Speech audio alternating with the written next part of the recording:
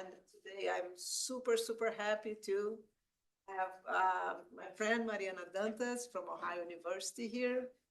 Mariana is also a faculty member in the history department and director of the Central Region Humanities Center at Ohio University. We met when we were both graduate. I'm not saying the date. Yes. Yeah, We're both graduate. not that long ago. Not that long ago. And of course, our topics of interest, are so aligned that we remain in touch for over these years.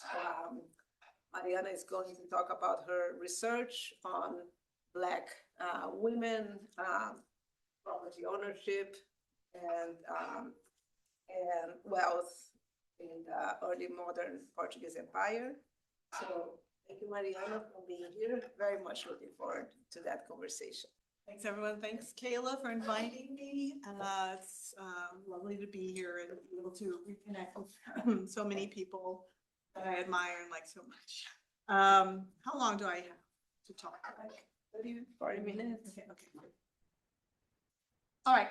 So I'm going to start with a little tale from the archives, from my archival research. I'm currently working on a book that looks comparatively at two families of mixed African and Portuguese origins in the region of Sabará in Minas Gerais, in Brazil.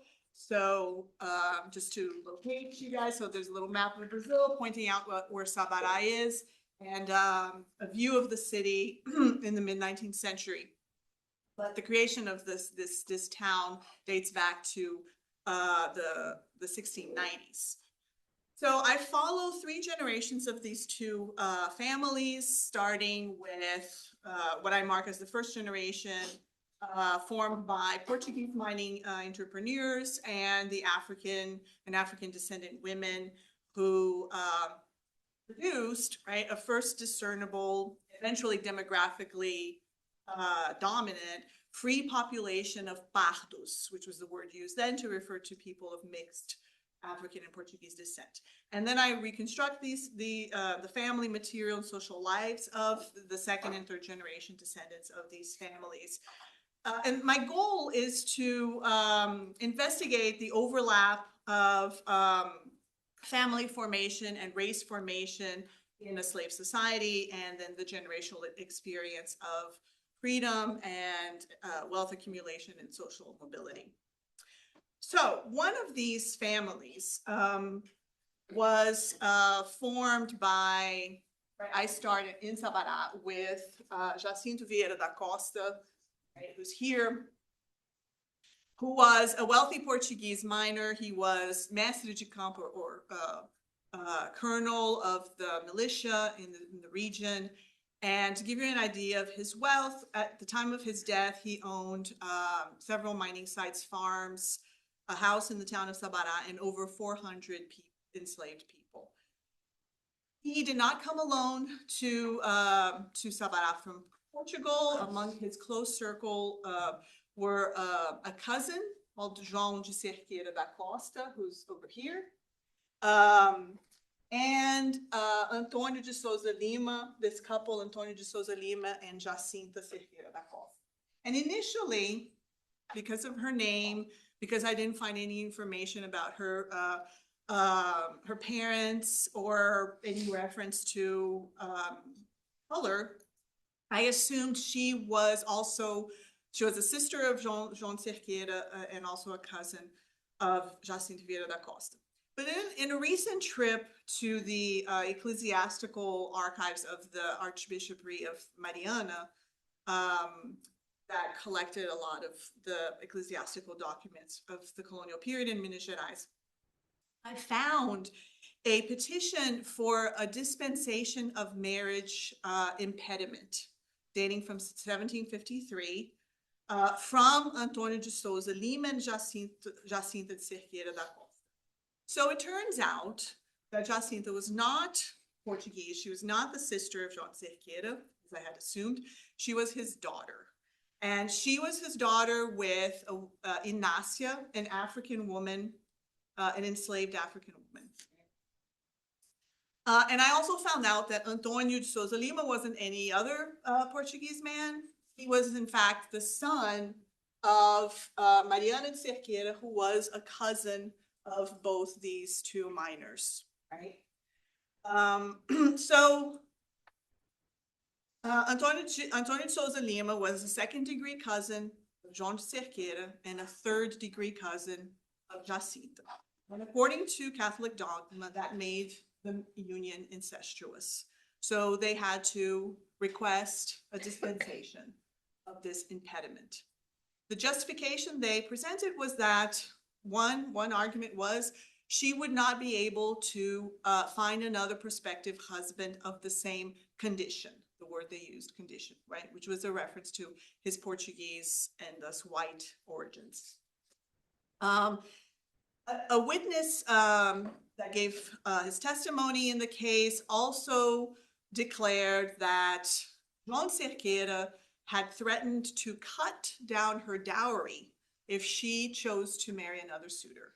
So the amount of her dowry depended on her accepting this union.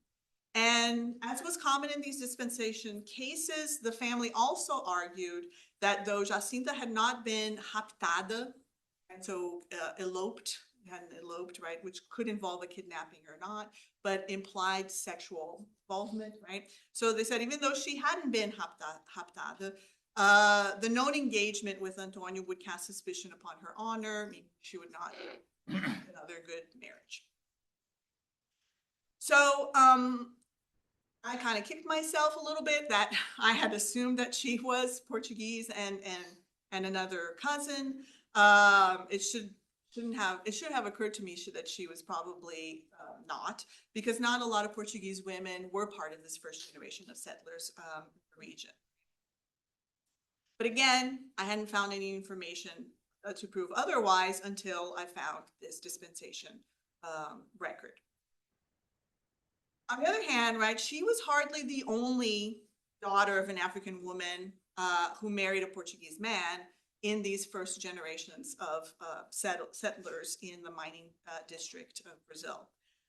Many demographic and social historians have found these unions, and in my own research with these two families, within the second generation of women, all but one of these mixed descended women married a Portuguese man. We know also that sexual relationships between Portuguese men and African descending women outside of marriage were very abundant. Sorry, I let it go. No, that's not you. What do I need to do? You're good. Right, and because the colonial records are rarely concerned in recording sexual coercion or violence or exploitation, we can't always assess under what circumstances these sexual encounters happened. But knowing that the power inequality generated by racial slavery impeded Black women's ability to consent, it would be problematic to assume consent, right? What we do know is that some of these relationships did turn into long-term unions, and so they do demand that we reflect on how these women navigated their sexual experiences and imbued them with meaning. Okay, so it wasn't necessarily that this mixed union that was the most surprising in this case. It was that this family was trying to arrange a cousin wedding. Like going against, why were they so eager to go against this dogma of incest to pursue this particular union, right? Which raises the question of what is this union doing, right? Like what interest is it serving? What can it reveal about social dynamics, about property and wealth transmission in this society? If we took the dispensation, the language of the dispensation record literally, and accepted the justification the family gave, we might make the case that this is an effort, a strategy for racial improvement, for social mobility, right? And I know from other documents that after marriage, Jacinta was regularly referred to with the honorific title of Senhora. So, or in Spanish, it would be doña, right? So she did secure, right, a position of social esteem in the society. But this explanation of social, pursuit of racial improvement is not satisfying enough to me, right? One problem is that it presumes a well-established racial hierarchy and system of white supremacy. And such presuppositions risk a static understanding of the past, right? In which human actions are mostly predicated upon a set of circumstances. Now, I'm not suggesting that racial hierarchy did not exist, that white supremacist was not a practice. We know they are. But as historians, we're interested in learning how they take shape, not reassuming that they're already there, right? And that leads to more interesting questions about what were these people doing, what were the negotiations happening, what led to their decision making, how did their decision making shape the environment they lived in. On the other hand, right, this idea that the marriage was a strategy for racial improvements also doesn't completely explain why a Portuguese man would enter this legitimate church-sanctioned union with an African descendant woman, right? What is he gaining in terms of his own social position? Especially when, as I mentioned, there were much more common were the illicit relationships, right? White men pursued with Black women. So there was more to this story. And led me to ask then, what did Antonio de Souza Lima had to gain from this marriage, right? What did Jacinta Cerqueira da Costa have to offer? So framing the question in this manner rather than the other way around helped me realize it wasn't Jacinta who was being propped up socially by this union.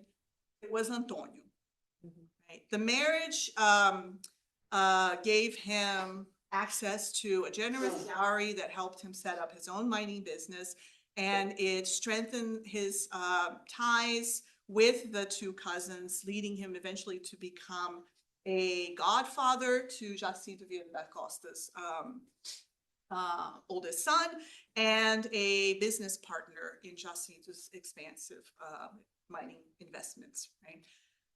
So once I changed the lens at which I was looking at this union, I realized that, okay, here's the story of a woman that now looks very much connected to the story of many African and African descendant women throughout the Atlantic world who supported the formation and enrichment of an Atlantic elite network of white men, of European men. Sometimes they were known as señores, right, or señoras. Sorry, I need to keep remembering. That's okay. On the west, on the coast of West Africa and West Central Africa, right? In other contexts, they were concubines or even claimed as common law wives of European settlers. And one book that shows that very, that has an interesting story about that is Daniel Schaefer's book about Anna Magigini Kinsley. I don't know if you guys know that, but about, right, one of these mixed relationships in Florida. So through their connections, their financial resources, and their labor, these women helped move much of the wealth that was generated through colonialism and slavery in the Atlantic world. And as Jacinta's example illustrates, they also helped to cement white male networks of power that supported Portuguese imperial reach. Men like Jacinto Vieira, I'll mention his daughter later on, and João relied on their mixed descendant daughters to expand their influence and patronage over a new generation of Portuguese migrants that, right, kept coming to this region. So women like her were crucial in more ways than one to making the social and racial order of this early modern. Okay. So, so you'll see like all the green squares are the people that are blood related from the same family. And in Jacinto Vieira da Costa, he also had a daughter, also with an enslaved woman of African origin, and who also married a Portuguese man from the same parish as him. I couldn't find whether they had also family connections, but probably not, because I never found their dispensation record, but they were from the same. So Jacinta's story invites us to reflect on gendered processes that supported the development of what scholars of Black studies have termed racial capitalism. And I'm invoking, of course, the argument developed by Cedric Robinson, discussed by others, right? That in a nutshell explains that racial capitalism was the process of wealth generation and capital accumulation by European nations and people that relied on the expropriation or dispossession of racialized peoples. Crucial to the emergence of this economic pattern were the practice of colonialism and racial slavery, which, as we know, right, enabled the exploitation of African and indigenous peoples, right, their labor, knowledge, their ingenuity, their bodies, and their reproductive capacity. While working with this concept, historians of women in slavery, like Diana Patton and Jennifer Morgan and others, have also invited us to pay attention to the gendered processes on which racial capitalism relies. And I want to throw in, beyond gender, so we're going to talk about gender a lot, but beyond gender, also an urban component to the development of racial capitalism, which is another topic I'm interested in my research. Because early modern Atlantic cities and towns articulated economic exchanges and movement of capital across the Atlantic world, urban centers were crucial sites in the development of racial capitalism. Right? As political and judicial centers, they shaped the ability of women like Jacinta and the others I'm going to talk about today, or their inability, right, to access and capitalize on property rights and economic opportunities. This region that I'm looking at is a good place to observe this urban component of racial capitalism because it had a distinctly urban character that distinguished it from other parts of Brazil and other parts of the colonial Americas. And I would argue that African and African descendant women's urban struggles with property acquisition and mainly with generational transmission of wealth offers an important key to understanding racial capitalism as it's developed in this period. So in Portuguese colonial urban environments in the Americas and Africa, enslaved and free women, as we know, were central to, oh, sorry, I forgot. I did a little thing. So this image is a watercolor, right, by Jean-Baptiste Debré, who was an important artist, painter that followed the Portuguese court to Brazil and recorded a lot of images, right, scenes of colonial Brazilian life. And here he's capturing the elite family, right? So a government employee leaving home with his family, his wife, well-dressed, her head covered, their daughters, and the entourage of enslaved people who served their household. Right, so this is kind of an iconic image of what an elite family in Brazil would be. But I would propose that if we look at early Minas Gerais, a lot of the elite families would actually look more like that, where, you know, I removed the white woman, the mixed race elite woman would be the wife, right? And they would also own slaves. So in a lot of the scholarship about family, right, in colonial Brazil, there's a lot of emphasis on this, the normative family and the expectations of these of racial purity, right, in these families. But when we look a little further, right, it's much more complicated. And the people who are negotiating that racial environment and defining what race means, in part, are these descendants of African. And so as a connection, right, I also found this nice image of a Signare from Senegal, from Villeneuve's book on Senegal from the late 18th century. And I think that one of my insights into this research is that we haven't explored enough the Atlantic connection of these gendered experiences of African and African descendant women in Brazil. right? We've looked too much towards Portugal and not so much towards what was happening on the other, in Africa on the other side of the Atlantic. So, to make a case for focusing on gendered processes to understand racial capitalism, I'm going to refer to a really nice article that Diana Patton published in the American Historical Review called Gender History, Global History and Atlantic Slavery on Racial Capitalism and Social Reproduction. And she makes like 3 points about the ways in which the development of racial capitalism was gendered. One is related to the labor women did, right? And how the wealth generated through this labor did not remain with women. They could not capitalize it. They could not invest it. They could not pass it on to their descendants. And when we look at images of colonial Brazil, I like this image that's a little less sharp, but right, it's a mining site. That's the main wealth that's being generated in Minas Gerais.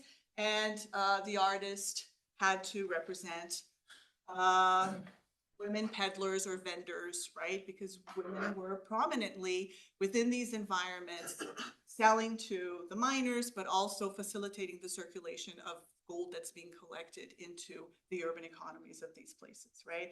And in this image, we also see a very female environment of urban commerce. Another point that Patton makes that is important also has to do with the appropriation or dispossession of women's reproductive capabilities, right? So women who are having children in slavery are generating second generation that represents capital to enslavers. And so that's a transmission of wealth, right? That's in the hands of enslavers. But a third point she makes is that also is dispossessing these women of the future capital and even emotional capital that second generation represents, right? Like those are the people who are going to take care, were raised to take care of them in their old age, were raised to advance the position of the household, and they're being, right, deprived of those resources. So let's look at how some of these arguments that she makes from her research that's based on plantation societies can be applied to the experiences of some women in these urban environments, right? And I want to start by turning to another example of another woman I've worked with. Her name is Josefa Vieira.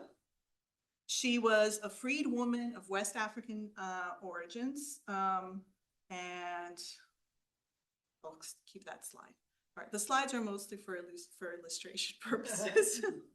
So Josefa Vieira obtained her freedom. She was of West African origin and was a store owner and innkeeper by the time of her death in 1751.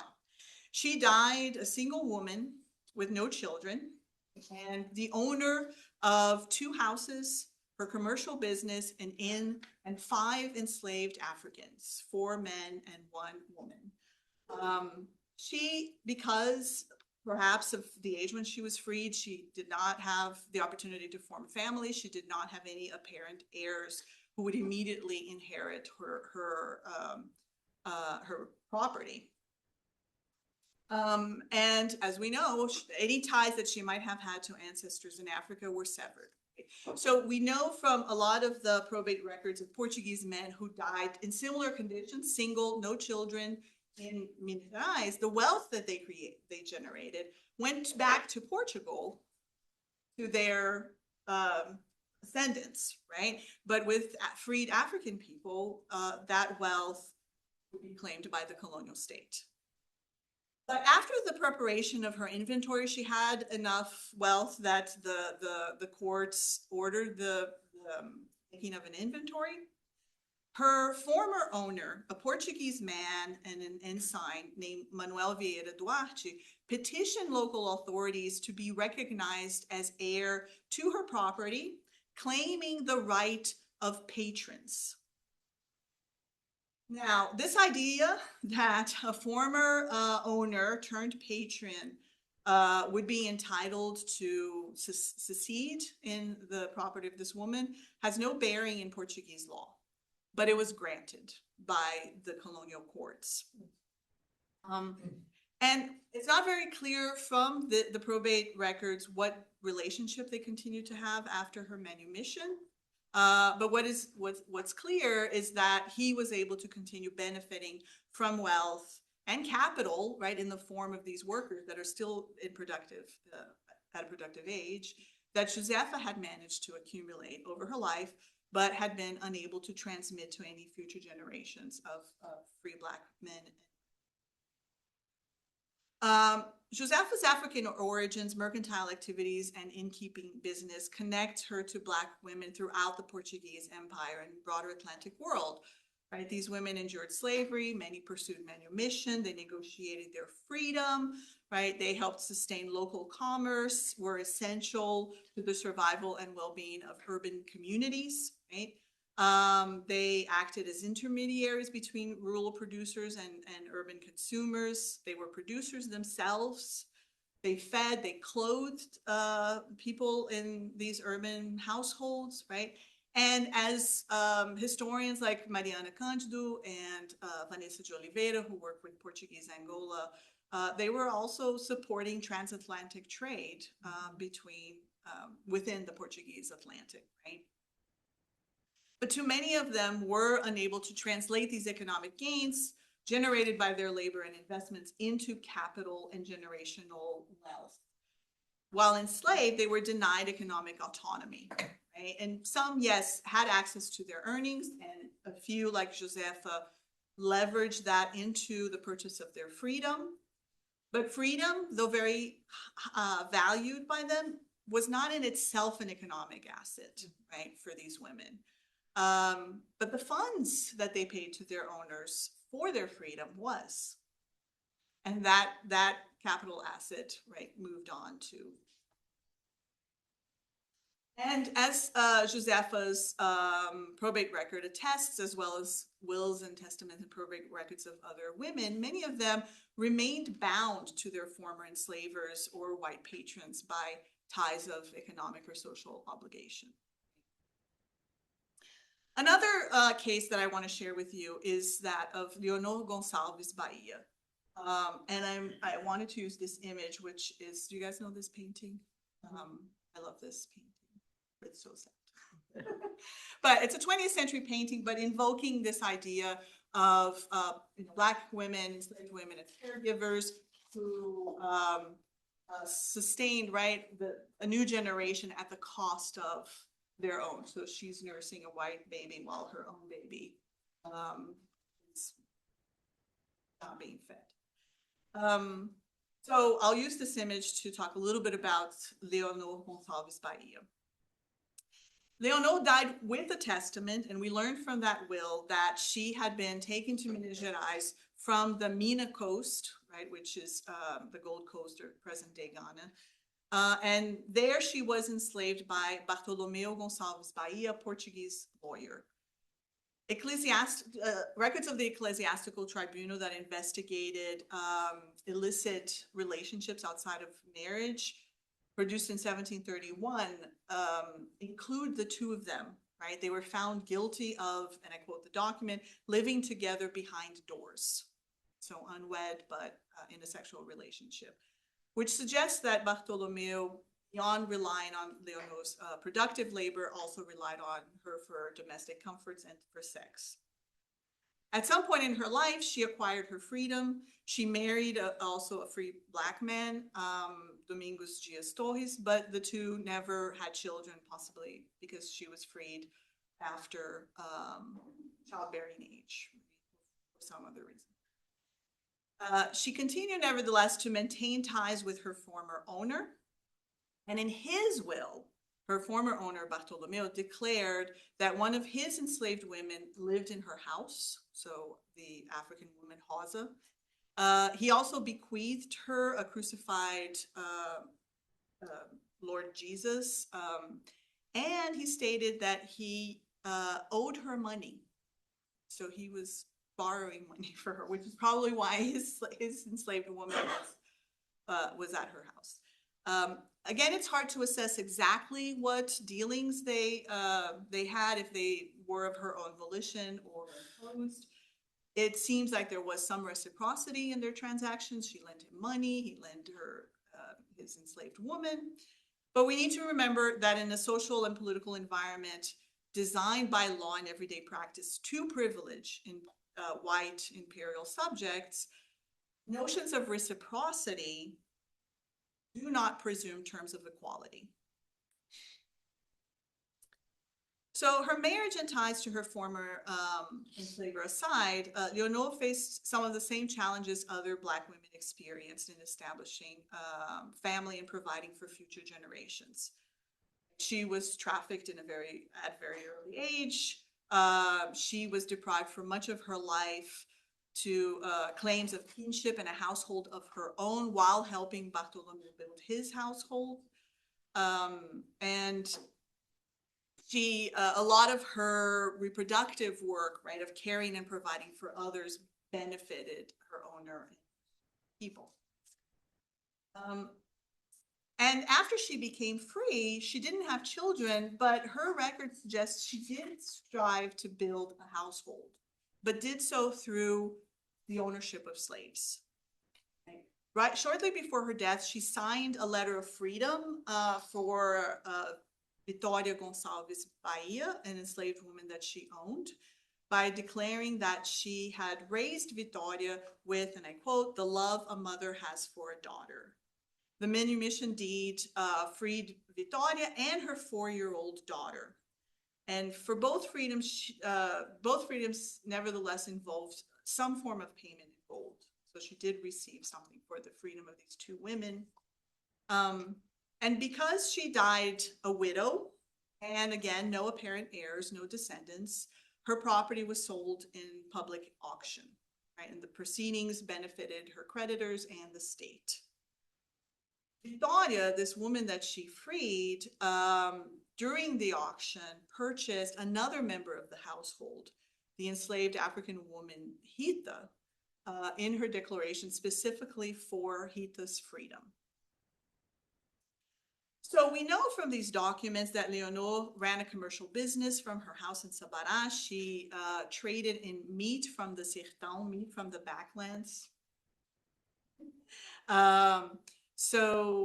She was one of these women that articulated, right, the exchange between rural and urban areas.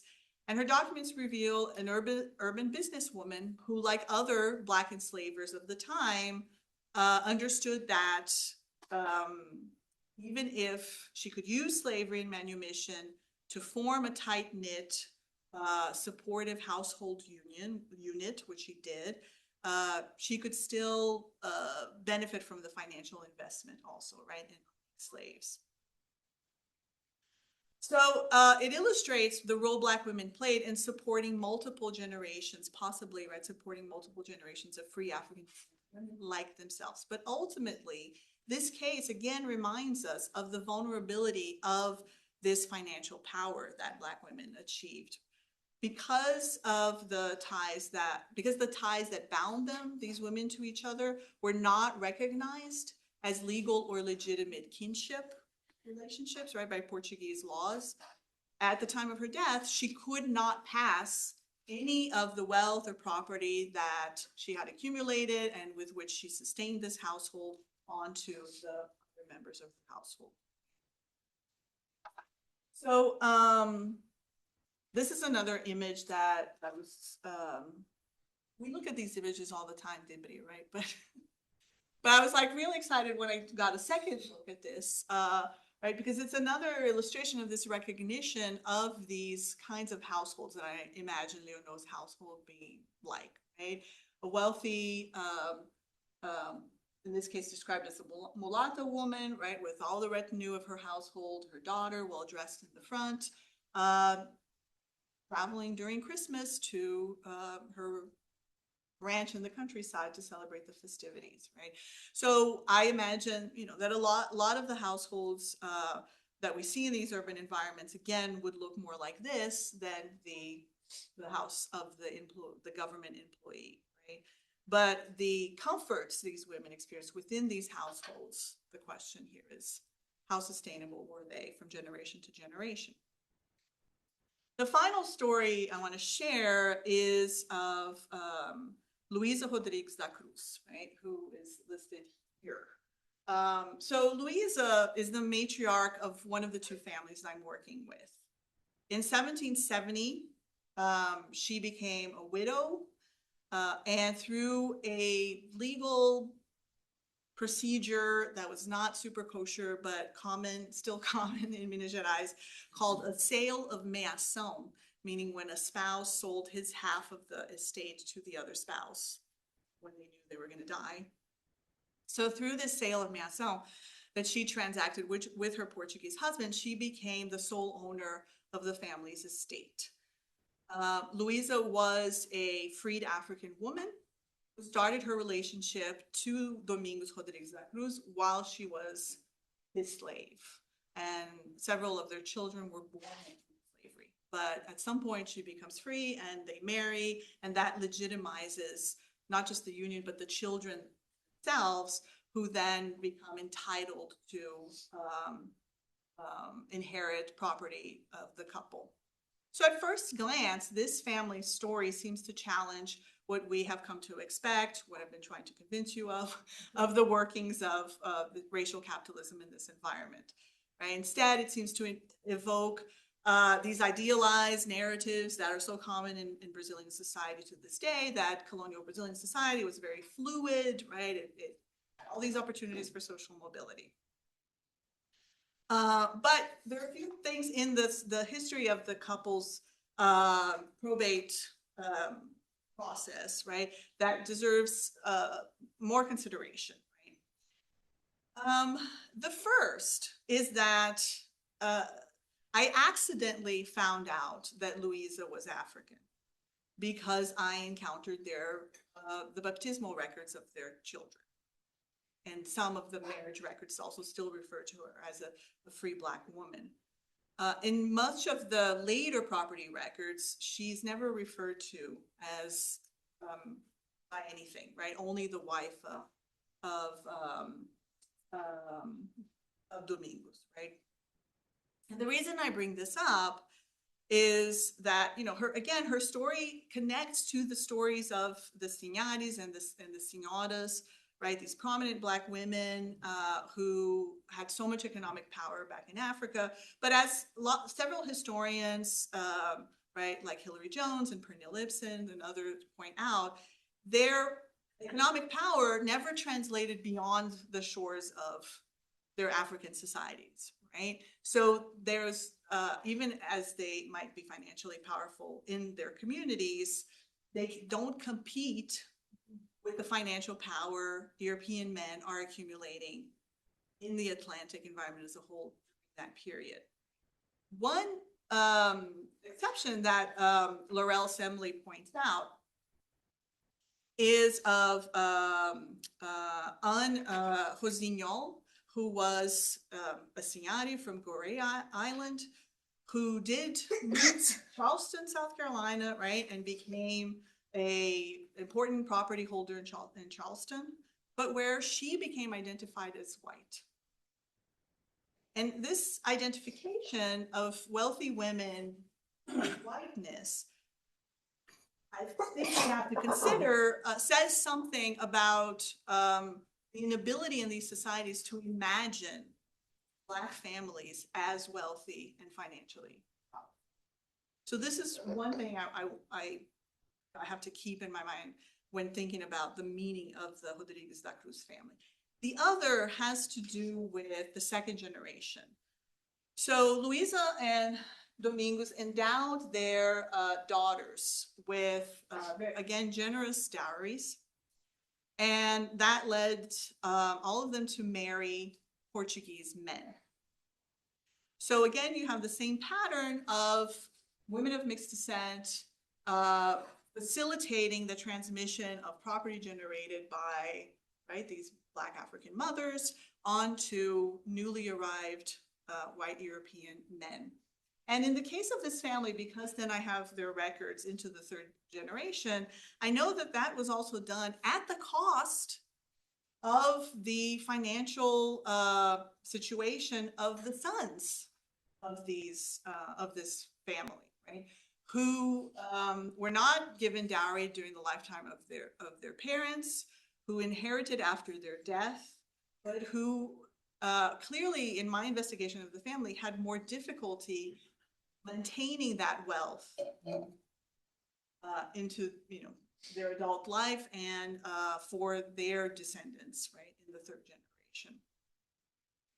So this idea of social mobility is happening for these women who are marrying white men, but it's not happening for the Black sons of these African mothers.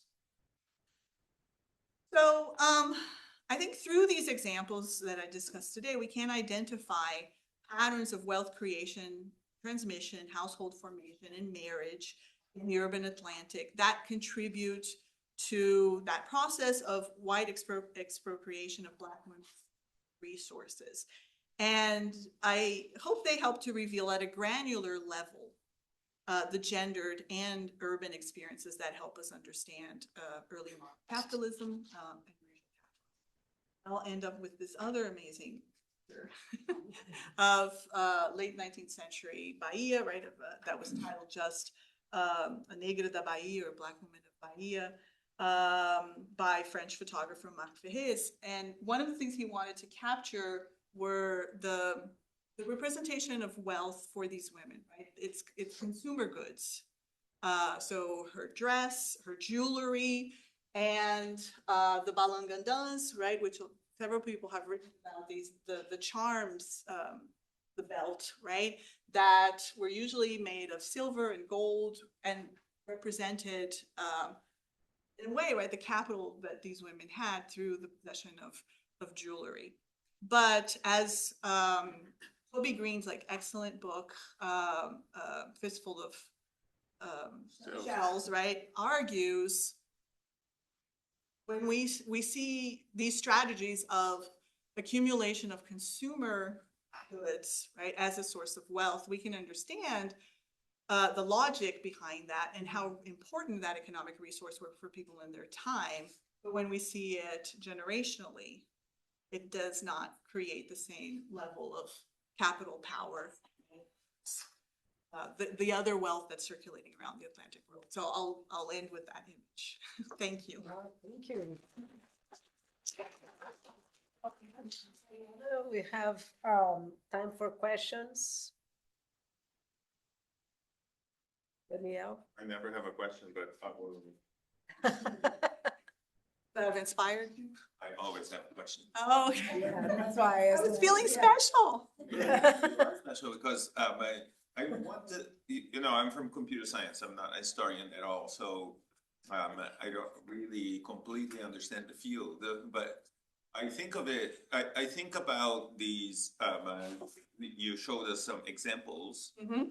Can you speak to how prevalent, I think statistically, how many of these were there? Because one-off could be, pariahs, or it could be exceptions, or it could mean that there were many others that we don't know about, Right, until you discover them and tell us about it. so there are many of these women that we know about from a lot of the research that people have been doing over the years. And as I said, there's an enthusiasm about them, right? Because they seem to confirm that Brazil is a racial democracy. It's not like the US, right? There was all this opportunity for social mobility, which is an argument that I think, right, we agree is a little problematic when we understand the trajectory of racial discrimination and the fact that there's a racial order in Brazil and that needs explaining, right? So statistically, the best that I can do is to assure you. I mean, we have population maps from the colonial period that clearly show that the mixed descendant population is the fastest growing, right? And somewhere here I have a graph of that shows, that throughout the 18th century into the 19th century, They are the dominant group and they're the fastest growing. So these relationships are happening, right? And they are contributing to this demographic expansion. And the fact that they continue to be classified, categorized as pardo, right? Like a term that's supposed to designate their mixed descent, to me is evidence that this is, this is not completely a racial democracy, because there's an interest in creating a tripartite racial system that still marks African descent, right? So people of mixed descent can't be considered equal to white people, right? But I would, it's hard to do the statistics of it, because eventually I can give you an answer based on some marriage records, but even that is tenuous because the use of these classifications are not always consistent, right? So I don't have exactly a number, but I can tell you that they're common enough, and that another place we see them are, as I said, the books of visitations of the ecclesiastical tribunal, where they're investigating illicit relationships. And this, I know that 80% of those illicit relationships that I looked at were between white men and Black women, right? And were there a lot? Yeah, there were a lot, yeah. And the other measure that we can use is the number of children out of wedlock that appear in the parish records, that for much of the 18th century are the majority, right? And you don't always have the two parents, right? But they are correlated to, the lack of consistent desire, right? The lack of a strong desire to form legitimate unions, but that are still producing children who then appear as natural. So, and one thing I'll say is that my presentation of these families might make it sound like I have these stories ready for me to tell you, but I had to reconstruct these families, all of these cases, from, finding a bit of information in a marriage record, or in a baptismal record, in a will, in a land record, right? And then kind of lots of spreadsheets with names that then I could cross-reference to see these are in fact people. So why did I say that? To show you how much work I did. But so it makes it difficult, because we don't have, right, a serialized set of documents that are telling us, in 1735 there were, in this town there were 500 couples, right? And this is the composition that we have to piece together a lot of information.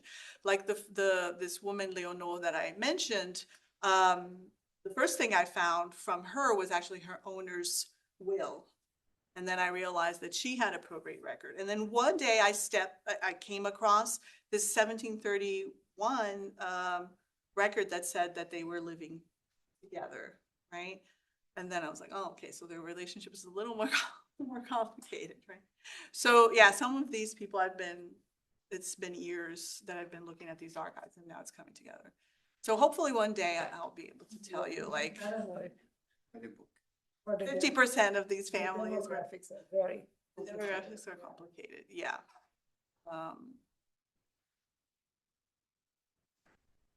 I'd like to know more about the relation between this kind of informal financial power and the formal financial power, and how they relate in terms of, for example,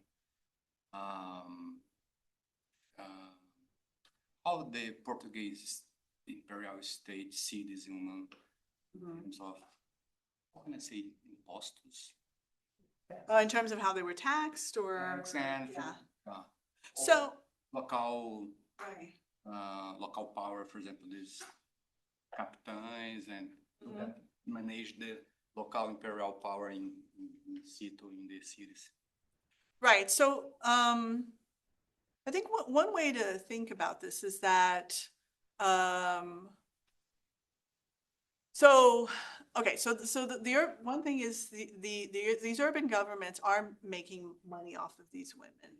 And so even though we see this at various moments in time in the debates of these municipal councils about whether they should suppress the commercial activities of these women because they're going into the mining sites, right? They're encouraging the miners who are enslaved to purchase their wares with gold. That means smuggling of gold, right?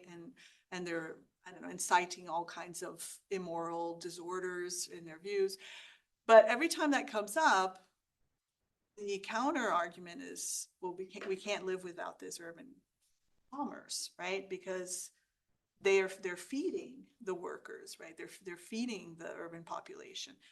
And to have certain businesses, they did have to have a license as a vendor.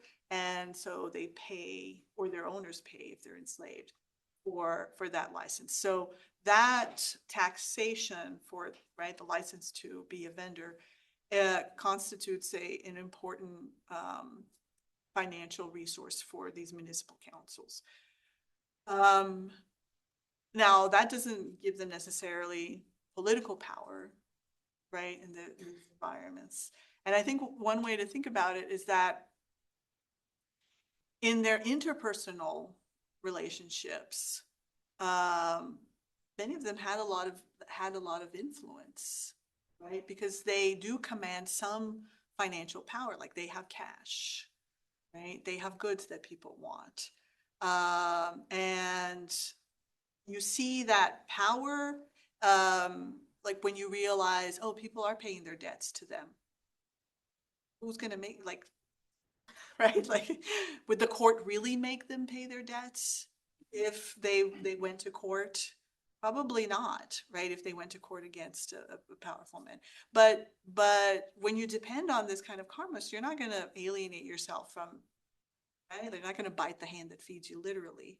So in that interpersonal relationship, I think there is room, there's power for some negotiations, but they still live in an incredibly fragile environment where, you know, and one example I'll give you is that there's this really fascinating petition from sometime in the 1760s where the Black brothers of the brotherhoods in the mining towns petition the Overseas Council to appoint a public defender for Black people, right? So that they could take their cases to court. And amongst their grievances, they say that their women are easily intimidated by their people who owe them. They have experienced sexual harassment, right? People demanding sexual favors from their daughters, right? And so this request is considered by the Overseas Council, but it's not granted. The way those of you who are familiar with colonial Latin America, with colonial Spanish Americas, right? In the colonial Spanish American system, there was a defender of indigenous people, right?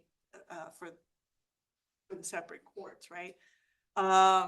So I think, you know, they're thinking in those terms, a designated defender of free Black people because they can't find objective lawyers to defend them, right? So it does show the vulnerability, right? In these individual transactions, they might have power within a network, but they're operating within a system that is stacked up against them and where their position is fragile, right? So it's the racial order, right? which ultimately ensures that even if they do accumulate any power, even if they do accumulate wealth, they cannot challenge the power of these white elites, right? I have a question. Mm-hmm. I have more than one, but just following up on this discussion about the racial order. I want very much to be convinced Uh-huh. that racial capitalism is a good concept for us. Mm. Because, of course, I've been following the whole Right. discussion. And one thing that you're kind of like, as I was understanding, you're saying, yeah, I mean, racial capitalism is great, but then we need the gender. Well, it's not great, it's bad. Yeah, well, it's terrible as a concept. Right, it's useful. Useful thing. Yeah. But then the thing about why, I mean, if we're going to include another word, right? Okay. Why not gendered capitalism, for instance? And the thing that I mean, I won't even go to the way that are we sure those are capitalist societies? Mhm. Because I'm not, I think this may work better in the North Atlantic than in the South Atlantic, but let's not. Mhm. I'm just like, let's not just go to that second part, but just Mhm. thinking about that first. Mhm. Why do we need to racialize the concept of capitalism to understand those societies, and why that helps us, as a tool Right. to understand that, and not, for instance, gender, in which I think you have like a wonderful point of how we need to see those societies with like gendered eyes. So the way I understand it, and maybe I'm being naive because I'm just starting to play around with like the usefulness of this concept. But the way I understand it is that the term doesn't racialize capitalism, but it clarifies the movement of capital at a moment in time and sense that is also marked by racialization and racial dynamics. Okay. So to me, it helps underscore and even like visualize how capital is being created in this. If we think about the 18th century, right? How capital is being created and where it, so that we can understand later on what did it help create, right? 19th century European empires, European industrialization, the rise of the 19th century white plantation elites that entrenched slavery in the US and Brazil and Cuba, right? So to me, it's useful to think about how there is the beginning of capitalism is happening at this time in a way that is determining the circulation of wealth by dispossessing one group, right, and empowering another. And it's useful to me also because it addresses my concern, which is understanding generational wealth. Like why do you look at these families? I look at these families, and then when you get to their third generation and their fourth generation, they are not the main families of these societies, because we can trace some of our rich 19th century families in Brazil to the colonial period. Why are these not those families? Right. So there's also something, right, that's happening here in the way that wealth is circulating that is explained by race, right? And it's happening at the intersection of race and gender, right? Because because in the one of the interesting things about the Portuguese and the Spanish system or laws is that women did inherit, right? It's different from the Anglo American world. Women inherited equally to men. Wives had, at least on the, according to the books, they had the same say over the administration and transmission of their property as husbands. And so, white women can empower future generations to become wealthy. Why aren't Black women creating future generations of wealth, right? Does that answer? Yeah, I mean, of course, I'm struggling with sort of similar questions, and I think this world is definitely defined by race. Right. Sure, race is my main category too. Um, the racial capitalism is something that we need to put race to define capitalism because it has always been defined as like in a non-racial Right. and non-gendered way. Right. But, and that I understand, but exactly how useful is this concept, is especially to understand our part of the world, I struggle with, because I think that sometimes we're, and it's not, it's a genuine question, because I've been Right. thinking. But I mean, just one other thing that I was thinking, I really am interested in this topic of generational wealth. Right. Because, when we see those images, like the ones you're like, wow, she should be like really wealthy. And then the way you ended is like super interesting because, of course, there is some wealth, so you can have jewelry. But, that's her only wealth. Right. She doesn't have land, right? Right. And I know I'm working with, back again with Rebouças family in Bahia in 19th century. And this is with a man who was not African. I don't know if, I don't think he was born as a slave. I think he was free. He was a slave trader, like mid-sized slave trader. But in the 1830s, he sort of reached like the top of his career, like career as a slave trader. He was representative of Xaxá in Bahia. So he was doing the trade between Bahia, Benin, yes, Bahia, Lagos, and Cuba. So, like a decent size. But he was not white. And his fortune was over in 2 generations. And it's interesting because even though he was a man, so I think he was able to accumulate a little more. But as a non-white slave trader, he went to the top of what was possible. And at some point after that, just whites, I think, would go. So it's so interesting. And so this is André Rebouças' grandfather. And when I talked to the family, and I said, all this wealth that I could read on the will, all this wealth was sort of like disappeared into generations. And then the descendant, this woman, she said, but they were never rich, because for her, they were never rich, even though for that situation, for that class, they were. And if you're not a landowner, then, yeah. Right. And a lot of times, you see in the wills, right, the choice of investment is in consumer goods because nobody can take that from you.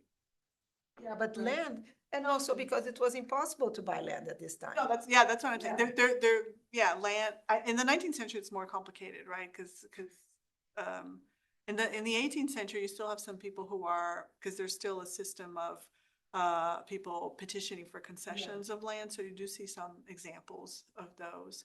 But retaining the land from generation to generation, it's a very hostile environment to Black land claims, right? And I think it does create a pattern that if people are going to invest, if they're going to translate their earnings into some kind of physical wealth, they are investing in consumer goods, right? But those can dissipate also, right? Yes. They're not as And sustainable. they dissipate very quickly. yeah. So this may dovetail with what you're just talking about. When you presented the last family, you said that it was easier for the women of the second generation to maintain their wealth, but not so much for the sons. Yeah. Why was that? So, so according to the law, right, daughters could receive a dowry, and then at the time of the death of the parent, technically, they were supposed to return half of that dowry to the, you know, the value, to join the whole value of the state so that it could be redistributed equally amongst all the children. But in practice, that does not happen very often. Because that dowry is paid out in slaves, sometimes right, in land, in various goods. So they're not returning that, and they're inheriting. They still inherit. So at the time of the death, all children inherit equally, but those daughters have already received a dowry to secure that marriage, right? And for in this case, all these marriages, I'm infinitive. Yes. In this case, all these marriages happened like a decade before the death of the second parent. So these daughters establish households with these white men. They get their dowry. There's 10 years to build wealth, right? And the sons are, you know, making their way through life, waiting for their parents to die to receive part of that wealth. I wonder, was it as likely for a mixed race woman to marry a white man as it was for a mixed race man to marry a white woman? I haven't found any marriages of mixed race to a white. So that was another reason that daughters could maintain wealth by marrying a white man with money, but for the mixed race men, it wasn't as likely. Right, and what the insight I got from that first case that I opened with was that, you know, as I said, like I thought that this was mostly about racial improvement, but there's something also about the Portuguese fathers building these networks, because it can't be a coincidence that a lot of the husbands of these daughters are coming from the same parish of the father, right? So it's a way for these men also to strengthen these networks, right? To create a network of patronage, so that the new immigrants that are coming in are not competing with them for their own like political position, right, and social position, but they become clients to these white fathers, right? And you know, and the racial consideration, I'm not dismissing that is a consideration, because we can see there are tangible benefits for these women to distance themselves from slavery through these marriages, right? But the interesting thing, this is a presentation for another time, but once we get into the 19th century, there's another shift. So these families started in the 1720s, right? But once we get into the beginning of the 19th century, the racial environment becomes more restrictive. And one way that I found that to be true is in the formation of the militias, the military units. So a lot of these mixed race sons entered the militias, right? And some of them became, you know, top officers in the militia, which came with a level of prestige and influence and power in the community. By the 19th century, even though the Portuguese crown is saying, we still want these militias, you have to appoint officers from within the militias, the locals are saying, no, we're not going to appoint mixed race people, but we're going to have white officers to these militias. And in a few documents that I found, like they even mentioned the Haitian Revolution. Right? There's like, we don't want another Haiti. Like we can't give these men so much power, right? So there's a real process of decline in what is possible for men of African descent in this society, even if they're coming from these wealthy families. Starting in the 19th century. Yeah, starting at the beginning of the 19th century. Yeah. That was great, wonderful. Thank you. Thanks, Mariana. Thanks, everyone.